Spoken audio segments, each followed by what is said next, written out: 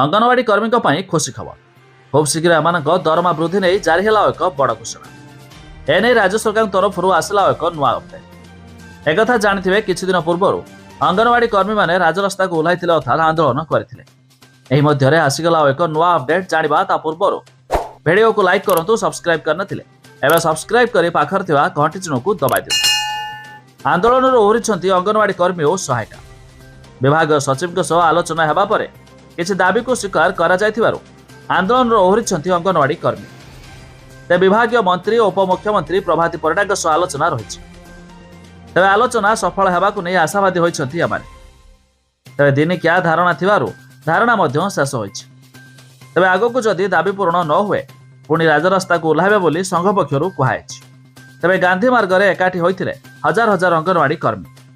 विभिन्न दफा दाबी नहीं करथिले आंदोलन। ते मासिक दरमा 10,000 टंका वृद्धि करी 18,000 टंका मिलिबा, पिला को मिलुथिबा खाद्यर टंका बढ़ाइबा, पेंशन लागू सह अवसर समय आर्थिक सहायता मिलिबा भली दाबी मध्य करथिले। आउ ता छड़ा बहिष्कार होइथिबा कर्मी को पुनः नियुक्ति लागि दाबी मध्य करिसंती।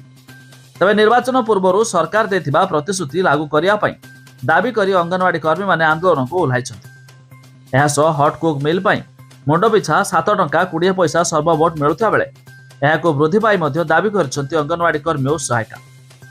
तबे मिलुथिबा सूचना मुताबक खूब शीघ्र मध्य एमानकर दाबी पूरण होई पारे, अर्थात एमानक दरमा मध्य वृद्धि होई पारे। ता छड़ा पिल्लामानकु मिलुथिबा मुंड पिछा टंका मध्य वृद्धि पाई पारे।